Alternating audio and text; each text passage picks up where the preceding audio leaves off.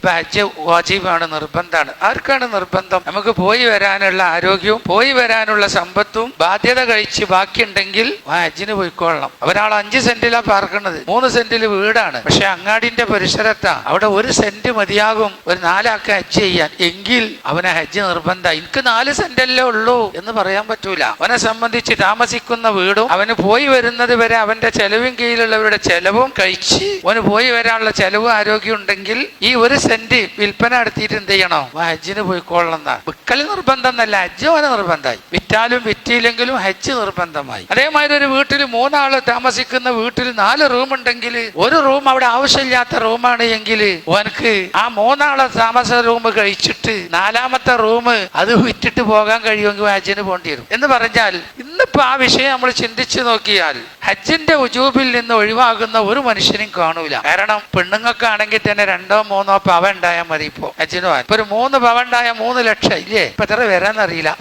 1 ലക്ഷം വില, 1 ലക്ഷമാണ് വില. 3 പവൻ ഉണ്ടായാൽ ഒരു 4-5 പവൻ ഉണ്ടെങ്കിൽ ഹജ്ജിന് പോകാം. കാദത്താണെങ്കിലും എവിടുത്തതാണെങ്കിലും സ്വർണ്ണടൽ ഉജൂബൊന്നും അല്ലല്ലോ, ഹജ്ജ് ഉജൂബാകും. അപ്പൊ നമ്മൾ കെട്ടിച്ചയച്ച പെൺകുട്ടികൾക്കും നമ്മളൊരു 5-10 പവൻ കൊടുത്തിട്ടുണ്ടെങ്കിൽ ഓൾക്ക് ഹജ്ജ് നിർബന്ധമാവുകയാണ്. അതിന് കൂടുതൽ ഏക്കർ കണക്കിൽ ഭൂമിയൊന്നും വേണ്ട ഹജ്ജ് ഉജൂബാകാൻ. അതാണ് ഹജ്ജിന്റെ. ഓൻ പോയി വരുന്നത് വരെ ഭക്ഷണം കൊടുക്കുന്നവർക്കുള്ള ഭക്ഷണ ചെലവുകളും താമസ സൗകര്യവും കഴിച്ച് വല്ലതും മിച്ചമുണ്ടെങ്കിൽ ആ മിച്ചമുള്ളത് കൊണ്ട് അത് വിറ്റാൽ പോയി വരാനുള്ള കഴിവ് കിട്ടുകയാണെങ്കിൽ ഓനക്ക് ഹജ്ജിന് പോകൽ നിർബന്ധമായിരിക്കും. അങ്ങനെ നമ്മൾ ചിന്തിക്കുമ്പോ നമുക്കൊന്നും ഹജ്ജിന്ന് ഒഴിവാകാൻ ഒരു മാർഗം ഉണ്ടാവൂല. അങ്ങനെയാണ് ഇന്നത്തെ സ്ഥിതി ഉള്ളത്. അല്ലാഹു തആല ഈ വാജിബായ ഹജ്ജ് വളരെ ഉത്തരവാദിത്തത്തോടു കൂടി നിർവഹിക്കാൻ അല്ലാഹ് നമുക്ക് തൗഫീഖ് നൽകട്ടെ, നൽകി തരുമാറാകട്ടെ. ആർക്കും ഒഴിഞ്ഞു പോകാൻ കഴിയൂല ഇതിൽ നിന്ന്. പിന്നെ ഇപ്പൊ അവിടെ ബാധ്യത ബാധ്യത എന്ന് പറഞ്ഞാല് കടം വീട്ടൽ മാത്രമല്ല ബാധ്യത. ബാധ്യത പറഞ്ഞാൽ നമ്മൾ ഒന്നുകൂടി ചിന്തിക്കണം. 1900 അല്ലെങ്കിൽ 2000 ആ കൊല്ലം ഹജ്ജ് നടന്നപ്പോ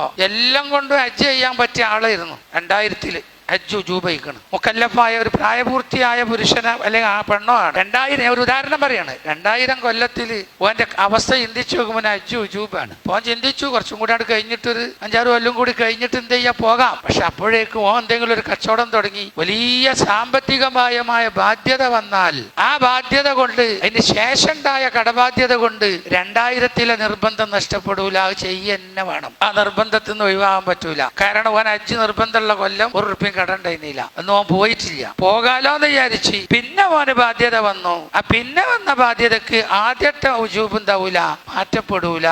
ചെയ്യാൻ ഓൻ ബാധ്യസ്ഥനാണ്. ചെയ്യാൻ കഴിയോ ഇല്ല എന്നുള്ളതൊക്കെ വേറെ മസാല. അങ്ങനെ കുറെ ആൾക്കാർ പെടലുണ്ട്. നല്ല തുടക്കമുള്ള കാലത്തൊക്കെ നല്ല കഴിവുണ്ടായിരുന്നു, പെണ്ണിട്ടണീന്റെ മുമ്പൊക്കെ നല്ല ശമ്പളം ഉണ്ടായിരുന്നു, ബാങ്കിലൊക്കെ നല്ല ഡിപ്പോസിറ്റ് ഉണ്ടായിരുന്നു. പിന്നെ ആ കൊല്ലം ഹജ്ജിന് പോയില്ല.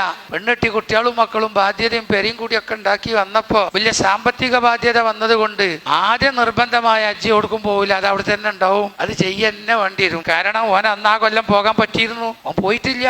ഓനാണ് ഉത്തരവാദി. അതാണ് പ്രശ്നം. അപ്പൊ സാമ്പത്തികമായ കടം കൊണ്ട് ഹജ്ജ് മുടങ്ങുമോ എന്ന ചോദ്യത്തിന് നിങ്ങൾ മനസ്സിലാക്കാനുള്ള മറുപടിയാണ് ഞാൻ പറയുന്നത്. അങ്ങനെ ചിന്തിക്കുമ്പോ ഏത് മനുഷ്യനും ഹജ്ജ് നിർബന്ധം ഉണ്ടാവും. കാരണം ഓന്റെ പ്രായപൂർത്തിയായി 15 വയസ്സിന് ശേഷം ഓന്റെ സാമ്പത്തിക മേഖല തുടക്കം കുറിച്ച കാലത്ത് ഓനക്ക് ഹജ്ജ് ഉജൂബായിട്ടുണ്ടാവും, ഓൻ പോയിട്ടുണ്ടാവില്ല. പിന്നെയാണ് എന്ത് ചെയ്യുന്നത്, ഇവൻ വലിയ ബിസിനസ്സുകാരനൊക്കെ ആയി മാറി വലിയ കടബാധ്യതക്കാരനൊക്കെ ആവുമ്പോ ആ കൊല്ലം നിർബന്ധമായ ഹജ്ജ് എവിടേക്കും മുടങ്ങൂല. അത് ചെയ്യന്നെ വേണ്ടി വരും. അങ്ങനെയാണ് അതിന്റെ മസ്അല ഉള്ളത്.